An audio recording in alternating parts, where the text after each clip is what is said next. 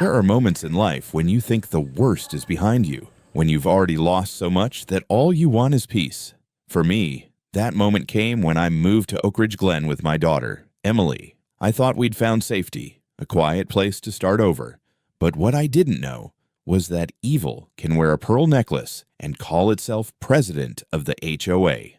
Let us know where you're watching from today, and if you're new here, don't forget to like this video and subscribe to join our growing community. My name is Daniel. I'm just a father. Or at least, that's what I told myself when I left the courthouse behind and moved 2 counties over with Emily. You see, my wife died 3 years ago in a crash that nearly took our little girl, too.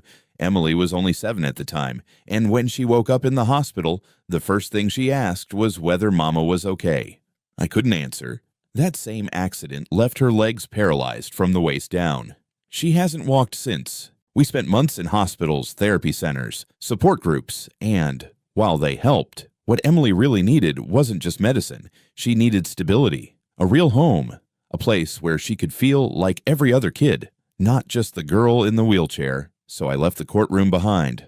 I filed for a quiet sabbatical, sold our city condo, and bought a small home in Oak Ridge Glen, a suburban development about an hour outside the capital. It had a nice church, good neighbors, or so I thought, and, most importantly, sidewalks and access ramps. It looked perfect, and, for a while, it was. Emily loved our new house. She painted her room lavender and taped little pictures of butterflies on the walls. Every evening, she'd wheel herself into the kitchen and help me stir whatever I was cooking. Her laugh echoed through the house again, and for the first time since the accident, I saw a spark in her eyes that didn't come from pain. Sundays were her favorite. There was a small, white steepled church down the road. Nothing fancy, just wooden pews, a gentle choir, and a kind pastor named Reverend Morris. Emily adored him. He always took time to kneel beside her chair and speak directly to her, like she mattered, which, to her, meant everything. We had a routine: wake up, eat pancakes, brush her long, sandy brown hair into twin braids, and dress her in one of the floral dresses her mom used to love. Then I'd wheel her down the sidewalk, across the small roundabout, and up the little church ramp hand in hand, in our own way. She told me once, "Daddy, this place feels like God gave us another chance." And I believed her. We even made a couple friends in the neighborhood. A sweet older lady across the street named Mrs. Collins would wave and bring over blueberry muffins. A man named Joe, who worked at the hardware store, helped me build a better ramp for our front porch. It was peaceful, simple, the kind of quiet you pray for when you've been through too much. But looking back now, I think it was the quiet before the storm, because one afternoon, just as I was trimming the hedges in the front yard and Emily was sketching on her clipboard beside me, a woman in a stiff pastel blouse and pressed slacks approached from the sidewalk. She didn't introduce herself. She didn't smile. She just stared at Emily for a second too long, then looked down at the wheelchair ramp I had built and said, "You know, structures like that need to be HOA approved. You can't just alter the curb appeal of a property." I blinked. "Excuse me." She finally offered a name: Karen Mitchell, president of the Oak Ridge Glen Homeowners Association. I remember the way Emily's hand slipped into mine, gently, like she could sense something was off. I kept my tone civil, told her it was a temporary ramp to help my daughter access the sidewalk safely. But she waved me off with a practiced, almost dismissive gesture and said, "Temporary or not, our community standards exist for a reason, no exceptions, even for special cases." And just like that, she walked away. I looked down at Emily. She didn't say a word, but she was no longer sketching. Something had changed in the air that day. I didn't think much of it at the time. I figured maybe she was just having a bad afternoon. I told myself to ignore it. I told myself people like that existed everywhere, and as long as I stayed out of her way, we'd be fine. But I was wrong, because that was only the first time Karen showed up on our radar. And the next time, she wouldn't be so polite. The next time Karen Mitchell showed up, she wasn't alone. She brought a clipboard. It was a Thursday morning, Emily and I were tending to our little front garden, nothing fancy, just some daisies and lavender shrubs she'd picked out from the nursery. She loved that garden. It made her feel capable, proud. I'd built her a special planter bed at chair height so she could dig, plant, and water without needing help. Karen stood at the edge of the lawn, tapping her pen against her clipboard like a metronome of judgment. "I've been reviewing property guidelines," she said sharply, not even looking at me at first. "It seems your flower beds extend 6 inches beyond the HOA-approved landscape border." I looked up, squinting under the sun. 6 inches 6.2, she corrected, flipping the page. "It's a violation. I'll need it trimmed back by end of week." Emily's smile vanished. She slowly retracted her gardening gloves, placed them in her lap, and looked at me like she'd done something wrong. I stayed calm. I told Karen I'd handle it, that I'd double-check the bylaws. I even thanked her. God help me for keeping the neighborhood so well managed. But the truth, I was stunned. That ramp complaint. Now, this later that evening, I went through the HOA handbook word for word. Nowhere did it mention a 6-inch border rule. In fact, most of the landscape guidelines were vague at best, but I wasn't ready to start a war. Not yet. I still believed in giving people the benefit of the doubt. A few days passed. Emily and I trimmed the plants back not because we had to, but because I wanted her to feel safe again. But the tension didn't go away. It grew. Karen began showing up more frequently, never with a smile, never with warmth. One afternoon, I caught her standing just outside our fence, scribbling something into her notebook while staring directly into our windows. I stepped out and asked if there was something she needed. She just muttered, "Routine compliance review," and walked off. Then came the notices. First, a letter taped to our front door. "Your garbage bins must be placed exactly 18 inches from the curb, not 24. Next, your lawn shows signs of uneven growth. HOA requires visual uniformity in front-facing green spaces." Then one that made my blood boil. "We've received anonymous concerns about excessive noise levels during weekends." Excessive noise. Emily and I played acoustic piano together on Saturdays. Sometimes she'd sing along. It was the only time I heard her laugh like a child again. Karen wasn't just enforcing rules, she was inventing them. One morning, Emily asked me, "Daddy, does she not like me because I'm in a wheelchair?" It hit me like a punch to the gut. I knelt beside her, held her face gently in my hands, and said, "No, sweetheart. Some people just don't understand kindness. But you are perfect." I tried to brush it off, tried to remind myself that she was just one bitter woman, that we'd survived worse. But the truth was, I was starting to see her pattern. She didn't want order. She wanted control. And she especially hated anything or anyone that didn't fit her version of normal. And what better target than a little disabled girl who dared to live with joy? The final straw in this phase came when a package meant for Emily, some handmade dolls a friend had mailed, went missing from our porch. A neighbor down the street, Joe, later told me he'd seen Karen standing near our mailbox that afternoon, bending to pick something up. I didn't accuse her. I had no proof. But I filed a report with the HOA board. A week later, I received a formal warning. Unsubstantiated allegations against board members are considered harassment under Oak Ridge Glen Policy Section 14B. They threatened me with a $250 fine, and that's when I realized Karen didn't just run the HOA. She was the HOA. She chaired the board, drafted the notices, and controlled the appeals process. It was her playground, and she'd weaponized it against us. I had walked into a neighborhood ruled by a tyrant. Emily grew quieter. She didn't want to go outside as much. Her drawings, once colorful gardens and smiling suns, turned into little black and white sketches of empty houses and rain. I began to document everything, every note, every interaction. I bought a dash camera and pointed it at our porch. I told Emily it was just in case. Still, I prayed we were past the worst of it. I thought, maybe if we stayed quiet, followed the rules, stayed out of her way, she'd move on. But I was wrong again, because one Sunday morning, inside the one place where Emily felt most safe, Karen crossed a line that no parent can forgive. It started with a letter. No warning.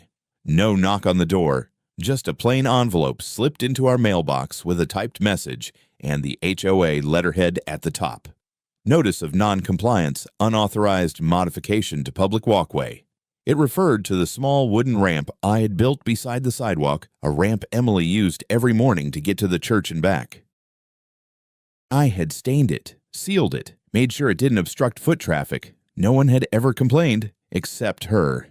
At the bottom of the letter, in bold remove within 48 hours, or be subject to daily fines of $100, I read it 3 times, standing in my kitchen while Emily played quietly in the next room. And, for the first time, I felt a cold, calculated cruelty behind her actions. This wasn't about neighborhood rules. This was about removing my daughter's independence, about erasing any trace of what Karen didn't want to see.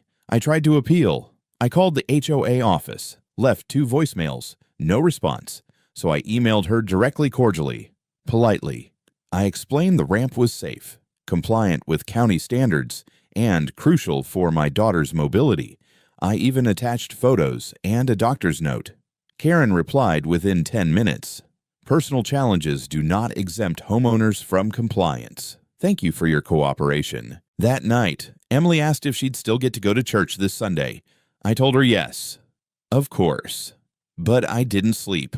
I lay awake at the kitchen table, staring at the ramp, wondering how a grown woman could be so heartless toward a child who'd done nothing wrong. I wasn't even angry yet.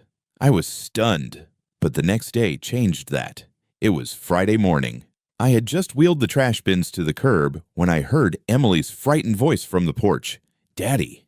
She was pointing to the sidewalk. The ramp was gone. I walked over, stunned.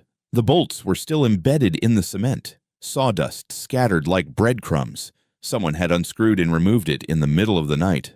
No notice. No authorization. No decency. I checked our doorbell cam, but the footage had been wiped. The device had been unplugged. I called the police. They said it was a civil matter. I emailed Karen again. She replied, as previously stated, unauthorized structures are subject to removal. This action was taken to preserve community standards. That's when I lost it. I marched to the HOA office, demanded to speak with her, but the receptionist, who looked half apologetic, half terrified, said, "Mrs. Mitchell was unavailable. I asked for the maintenance records, the removal orders, any documentation. None were provided. I filed an official complaint with the city. That bought me time, but not relief. For the next several days, Emily was trapped in the house. She asked if she'd done something wrong. She said she missed Sunday school. I saw her watching out the window while the other neighborhood kids biked and played, and she just sat there, silent. Then came the final blow. We received a summons, an HOA violation hearing to be held at the community center, where Karen herself would preside. The charge repeated non-compliance with aesthetic guidelines and disrespectful conduct toward HOA leadership. I couldn't believe it. Disrespect. I hadn't said a single harsh word to that woman. I had bent over backwards to be civil, to avoid conflict. But now she was accusing me of being a nuisance. That weekend, something shifted in Emily. She stopped smiling. She stopped coloring. She spent most of her time in bed, hugging the stuffed bear her mother gave her before the accident. At dinner, she barely ate. At bedtime, she whispered, "Do we have to move again?" It broke me. I stood in the hallway that night, staring at the darkened street outside our window. I saw Karen's porch light still on, her American flag swaying in the breeze like nothing was wrong. I knew then that this wasn't just about a ramp or a few plants. It was a war. A quiet, polished, HOA-approved war against a little girl who dared to be different. And she wasn't done. Because what she did the next Sunday at church made everything before it look like child's play. I should have known something was going to happen that Sunday. The air felt heavier. Clouds rolled low and thick over the church roof. Emily and I had to take the longer route through the parking lot since the ramp was still gone. I lifted her wheelchair down the curb with both hands, carefully, one step at a time, while she held her Sunday school notebook tight to her chest like a lifeline. We arrived early. Reverend Morris greeted us warmly as always. "Good to see you too," He said, kneeling by Emily's chair. Got another verse memorized today. Emily nodded shyly. Psalm 34:18, she whispered. The Lord is close to the brokenhearted. I smiled and kissed the top of her head. That's my girl. We found our usual spot in the last pew, easy for her chair to fit without blocking the aisle. She took out her notebook and colored pencils, doodling little flowers in the margins.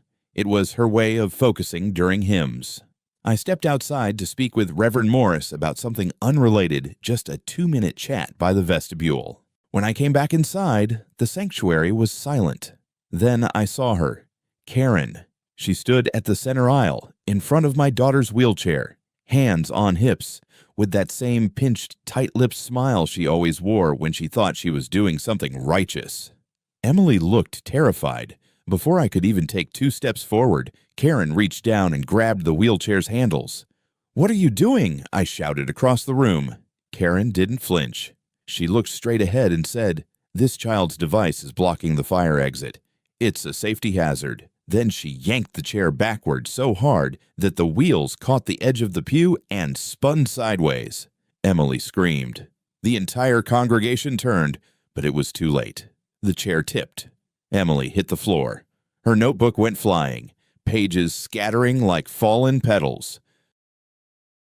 Her head struck the wooden floor with a sickening thud, and she lay there curled, arms flailing, unable to move her legs, crying, humiliated and hurt. I rushed forward, dropping to my knees beside her. My hands trembled as I lifted her gently into my arms, checking for blood, for broken bones, for anything else this monster might have caused. Karen stood there, unmoved. I gave fair warning, she said coolly. The church has accessibility rules, and this violates. I didn't let her finish. You attacked my daughter, I growled, barely able to keep my voice steady. I enforced policy. She snapped back. Maybe if you hadn't taught her to expect special treatment. That's when Reverend Morris stepped between us. Karen, leave. Now. Her mouth fell open. Excuse me, I said leave, the pastor repeated, his voice harder now. This is God's house, and you just desecrated it. Karen stormed off, muttering about lawsuits and bylaw. I didn't care. I couldn't even process her words. All I could see was my little girl's trembling body in my arms. We left the church that morning without finishing the service. I carried Emily the whole way home. She didn't say a word. She buried her face in my chest and sobbed so quietly it nearly killed me. At home, I laid her gently on the couch, placed an ice pack on the side of her head, and checked her breathing every 5 minutes. I called our pediatrician, who said to monitor her for concussion symptoms, if she had nausea or dizziness, to take her to the ER immediately. That night, she didn't sleep. Neither did I. She kept whispering, over and over. Why does she hate me? Why does she hate me? I had no answers, but I had something else. Anger. Not the kind that explodes. The kind that sits in your chest like hot iron, burning slow and steady until it becomes resolve. I started reviewing every document I'd collected, every note, every email, every video clip. And that's when I found it. An old recording I had almost forgotten about security cam footage from 3 weeks prior, the day she removed the ramp. It showed Karen stepping onto our lawn at 2:47 a.m., holding a flashlight and cordless drill, unscrewing the bolts by hand. It was clear. It was direct. It was illegal entry and destruction of private property. I copied the footage onto a USB drive. The next day, Mrs. Collins, our sweet neighbor, came to visit Emily. She brought soup and a small handmade quilt. When I told her what happened at church, her hands trembled. Then she looked me in the eye and said something I'll never forget, Daniel. I didn't want to get involved before, but I saw everything. I frowned. Everything. She nodded. I had my camera rolling during the service. I like to film the hymns for my niece. I caught Karen on tape. The whole thing. I stared at her, stunned. She reached into her bag and handed me a small memory card. She can't hide now. And in that moment, for the first time in weeks, I felt hope, because Karen may have broken my daughter's body that morning, but she just handed me the tools to break her entire world. 3 days passed after the incident at the church. 3 days of silence, of unanswered questions, of unbearable guilt. Emily barely spoke a word. She didn't ask for her coloring pencils. She didn't reach for her storybooks. She didn't hum hymns under her breath like she used to when she was nervous or bored. She just sat in her chair, blanket pulled to her chest, eyes fixed on the same spot on the living room wall, not crying, not asking for help, just hollow. At night, I'd hear her stirring in bed, whimpering in her sleep. Once, I walked in to check on her and found her clutching the sides of the mattress like she was bracing for another fall. Her stuffed bear, the one her mother gave her before the accident, was gripped so tight I could see the stitching splitting at the seams. And it was all because of one woman. I had seen cruelty in my time on the bench. I had ruled over assault cases, neglect, even abuse. But never, not once had I seen someone wield cruelty with such precision and purpose as Karen Mitchell. She didn't just hurt my daughter physically. She wounded something deeper, Emily's dignity, her sense of safety, her trust in the people around her. I tried to distract her, brought her a new book, made her favorite soup, even played a soft piano tune on the old upright in the corner of our living room. Normally, she'd ask me to teach her the keys. This time, she said nothing.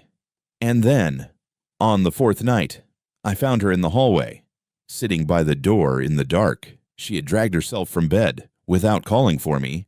When I turned on the light, her eyes were glassy and distant. "Can we leave?" she asked. My chest tightened. "Leave where, sweetheart? This house, this town, this everything." I crouched in front of her, touched her hands gently. "I don't want to live where people hurt me just for being me," she whispered. It shattered me, because I realized in that moment I had failed. I'd let that woman poison my daughter's life so deeply that she no longer felt like she belonged anywhere. I waited until she fell asleep in my arms. Then I placed her gently back in bed and stepped outside onto the porch. The night was quiet, stars hanging over the rooftops like nothing had changed, but something inside me had. I looked across the street at Karen's house. Her porch light was on, casting a cold, yellow glow onto her freshly cut lawn. Not a blade of grass out of place, not a toy, not a bike, not a wheelchair ramp in sight. Her world was perfect, sterile, and soulless. Mine was broken, but I wasn't going to let it stay that way. I walked back inside and opened the old lockbox I had tucked away behind the coats in the hall closet. The metal creaked as I opened it, and inside, right where I left it, was the nameplate I hadn't touched in over a year. Hahn, Judge Daniel A. Brooks, Oak Ridge County Court. I ran my fingers over the engraved brass, cold and sharp under my skin. This title once meant something: authority, responsibility, justice. I had stepped away from the bench to give Emily a quieter life, a fresh start. But that didn't mean I stopped being who I was. I had the training, the knowledge, the voice, and now I had a reason to use it again. I turned on the desk lamp and reviewed every file I'd been collecting for months: HOA letters, notices, emails. Then I plugged in the memory card Mrs. Collins had given me. It took a minute to load, but once it did, I saw everything clearer than I remembered. Karen standing in front of Emily in the church aisle, face twisted in self-righteous fury.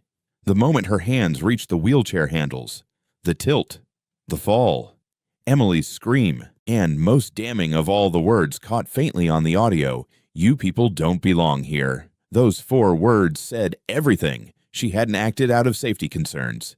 She wasn't protecting the church. She was defending her version of who deserved to be seen. And Emily's sweet, gentle, precious Emily wasn't in it. I downloaded the footage, backed it up to 2 separate flash drives, took screenshots, printed frames, labeled folders. Then I pulled up my official login to the state judicial system. Technically, I was still listed as inactive. That was about to change. Before heading to bed, I sat beside Emily one more time. She stirred, opened her eyes slightly. "Daddy." "Yes, sweetheart." "Am I bad I bit my lip so hard it nearly bled?" "No, baby. You're the best part of this whole world. And tomorrow, we start showing people exactly why." She smiled, just barely. And for the first time in days, I saw a flicker of light behind those tired eyes. Karen Mitchell had dragged my daughter down, but she had no idea the fire she had just lit in me. Monday morning, I shaved. It might sound trivial, but I hadn't touched a razor in 2 weeks. Ever since the ramp was torn out and Emily's world shattered, I'd let myself go, like part of me thought I didn't deserve to look like myself. But that morning, I looked into the bathroom mirror and saw something else. Someone else. Not just a grieving father. Not just the man who tried to play by the rules. I saw Judge Daniel Brooks again. And he was ready. I dropped Emily off at Mrs. Collins's house, who practically begged to keep her for the day. "She needs warmth," she said gently. "Let me be the grandmother she never had for a while." I kissed my daughter's forehead and promised her I'd be home for dinner. She looked up at me, hopeful. "Will it be different?" I smiled. "Very." Then I drove downtown, not to the courthouse, but to a small brick building tucked beside the county clerk's office. It housed the Office of Judicial Oversight and Record Review. A boring name, unless you knew what was behind those glass doors. I did. I walked in, greeted the receptionist by name Elaine, a woman who used to bake muffins for all the court staff. Her face lit up. "Judge Brooks," she said, blinking.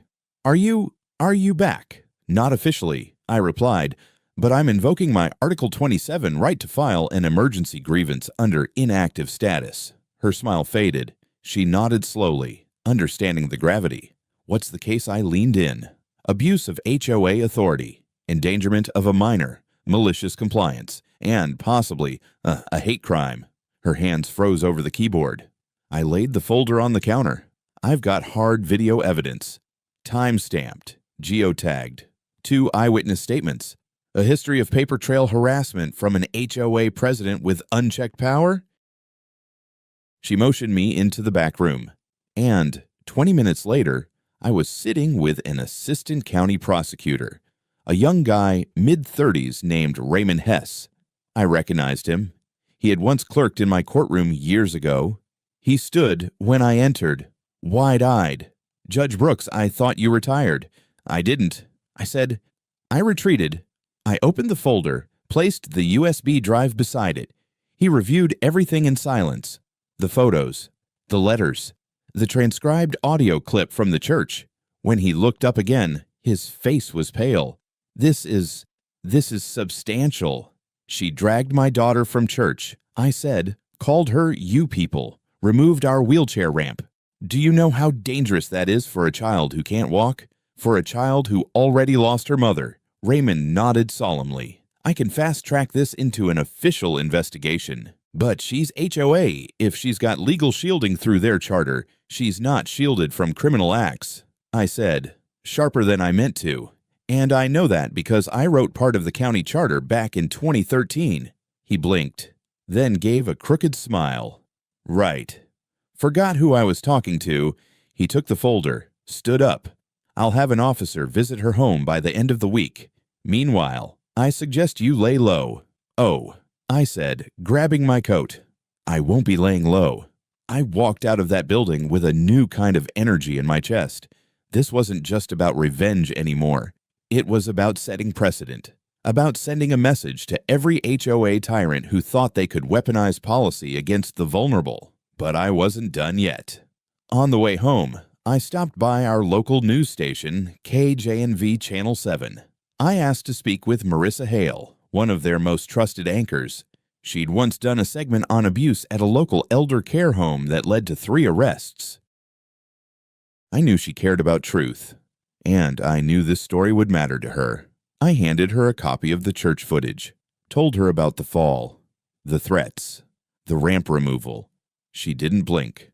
"This woman," she asked, "what's her name again?" "Karen Mitchell, president of the Oak Ridge Glen HOA. And she did this to a disabled child. She dragged my 10-year-old daughter across a church floor and called her you people." Marissa stared at me, face hardening. "We'll need confirmation, verification. You'll get it. Every shred." She paused, leaned back, then whispered something that sent a chill down my spine. "You're not the first person to walk in here with her name." I froze. "What do you mean?" Marissa hesitated. "I've gotten 2 other anonymous tips this year about her behavior. One family said she got their teenage son expelled from school by fabricating a drug violation over some allergy medication in his backpack. Another woman said Karen forced her to tear down a backyard wheelchair swing because it violated community aesthetics. I clenched my jaw. She's not just cruel, she's calculating. Exactly, Marissa said. And now, with someone like you speaking out, we might finally have enough to expose her. I left the station with a promise from her team they'd air the story next Monday after the HOA's quarterly meeting. Perfect timing, because Karen still had no idea what was coming. As I pulled into my driveway, Emily was waiting on the porch with Mrs. Collins. "Did you fix it?" she asked softly. I knelt beside her and said the only thing that mattered. "No, sweetheart, I'm not fixing it." Her brow furrowed. "I'm ending it." I didn't sleep much that week, not because I was anxious, but because I had work to do. Real work, the kind I used to do in silence behind chamber doors, sorting through depositions, legal precedents, and witness statements until a pattern emerged. But this time, the case file didn't belong to a stranger. It belonged to my daughter, to every tear she had shed in the dark, to every morning she sat by the window, too afraid to be seen. Karen Mitchell had built a fortress out of policy and paperwork. But she made one fatal mistake. She assumed no one would ever question it, that no one would dare to stand up to her, that the people she hurt were too powerless or too polite to push back. She'd never met someone like me. I began my counterattack with something simple leverage. I reached out to two former homeowners who had quietly left the Oak Ridge Glen neighborhood in recent years.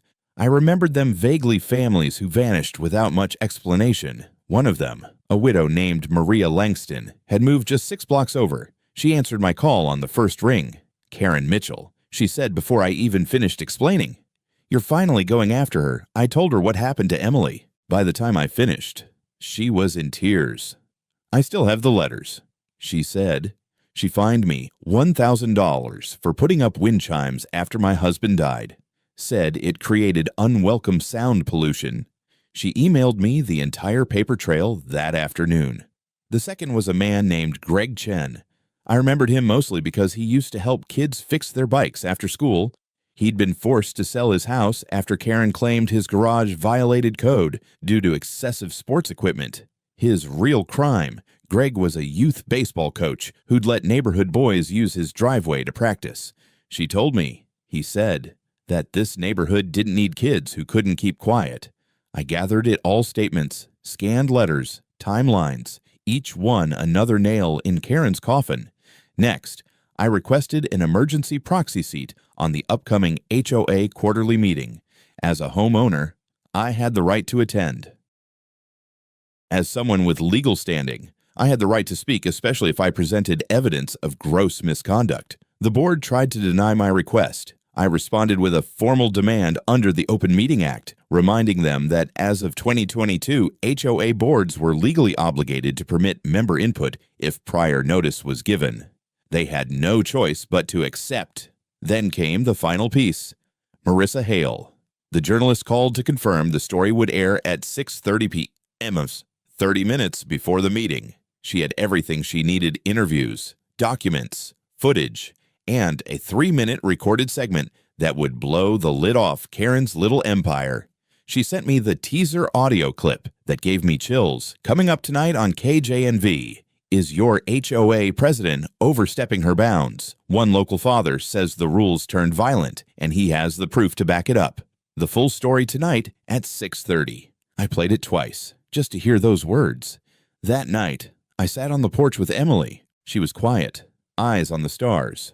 I wrapped a blanket around her and pointed out the constellations her mother used to love: Orion, Cassiopeia, the North Star. "I wish Mom was here," she said. I nodded. "Me too." "Would she be proud of you?" I paused, looked at her. "No," I said. "She'd be proud of you. For enduring. For staying kind. For surviving something cruel without letting it change your heart." Emily smiled, and for the first time in weeks, it reached her eyes. The next day came faster than I expected. The HOA meeting, held in the Oak Ridge Glen Clubhouse, a clean, cream-walled building near the pool. lined with folding chairs and passive-aggressive posters about lawn care. Karen stood at the front, clipboard in hand, eyes scanning the crowd like a school principal. She didn't know what was coming. Not yet. At 6:32 p.m., phones across the room buzzed. Alerts. Notifications. One by one, eyes turned to screens. Gasps. Frowns. Murmurs. Karen noticed. Then someone whispered loud enough for half the room to hear, "Oh my God, that's her on the news." Karen's smile flickered. She turned toward the projector screen, where one brave soul had already connected his phone and cast the local news story across the clubhouse wall. Marissa Hale's face appeared, calm, focused. Tonight, a disabled child was thrown to the floor inside a church by her own HOA president. We spoke to the father who captured it all. The video played, the footage, the screams, the words, "You people don't belong here." Karen turned white, but I wasn't done. I stood, not as Daniel the neighbor, but as Judge Daniel Brooks. "This ends now," I said. The silence that followed my words was unlike anything I'd ever felt in a courtroom or in life. Every person in that HOA meeting room sat frozen. Some looked shocked, others ashamed. A few leaned in like they were watching a slow-moving train crash. Karen stood at the front, mouth slightly open, blinking like someone who'd just walked into a trap but couldn't figure out how. I stepped forward. "I am Judge Daniel Brooks of Oak Ridge County," I said clearly, projecting my voice across the room. "And I'm here not just as a homeowner, but as the father of a child who was physically assaulted, emotionally tormented, and repeatedly targeted by this HOA under the leadership of Karen Mitchell." Gasps rippled through the crowd. I set the folder of evidence on the central table slowly, deliberately, then looked directly at Karen. "You used your position to punish families, to manipulate bylaws, and to remove safety features from the property of a disabled child." Karen finally found her voice. "This is outrageous," she stammered. "You're grandstanding. You can't just barge into a private meeting with evidence I cut in, with legal standing, with victims ready to speak. Watch me." I turned to the crowd. "This woman, your HOA president, tore out a ramp my daughter needed to enter her home. She called her a safety hazard. Then she dragged her out of a church in front of dozens of witnesses. All of it was recorded. Someone in the back raised a phone. It's on Channel 7 right now." They muttered. "She's all over the news." Karen's hands trembled as she tried to maintain control. "The board didn't approve this ambush. This is not proper procedure. You're out of order." "No," I said firmly. "You're out of order. You've been out of order since the day you decided the rules only applied to people who looked like you, acted like you, and walked like you." Murmurs of agreement filled the room. Then a voice spoke from the back.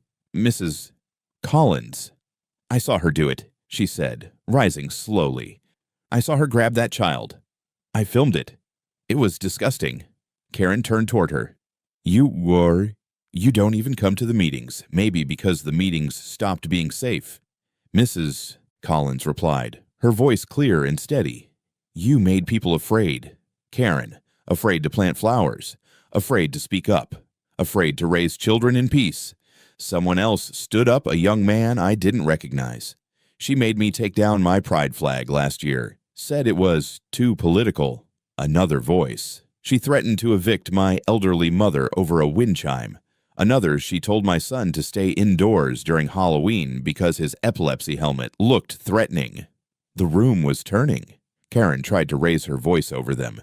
"You're all blowing this out of proportion. These were just neighborhood standards. Guidelines. Guidelines." I echoed. "Don't give you the right to endanger a child. They don't give you the right to trespass.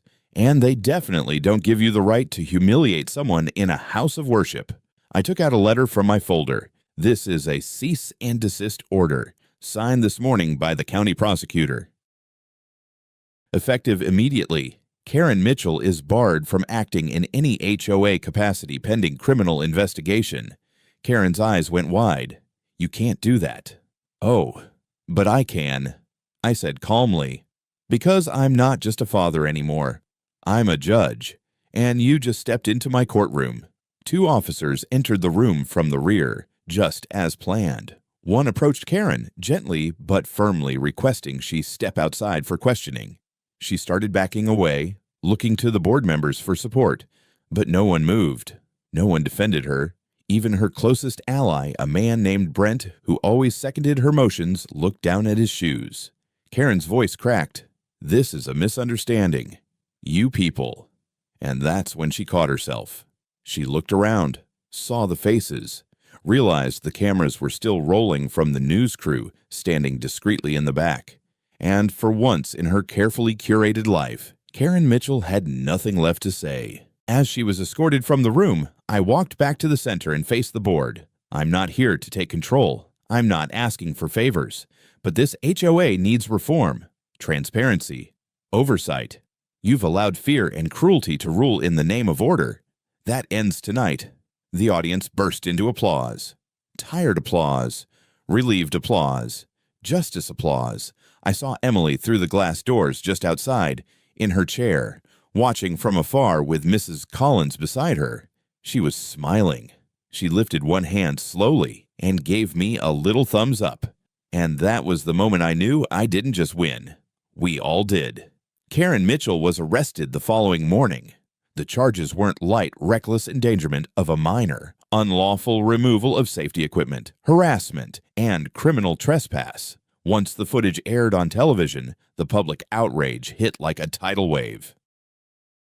By noon, her mugshot was on every local news station with headlines like HOA President Arrested in Church Incident Involving Disabled Child, and that was only the beginning.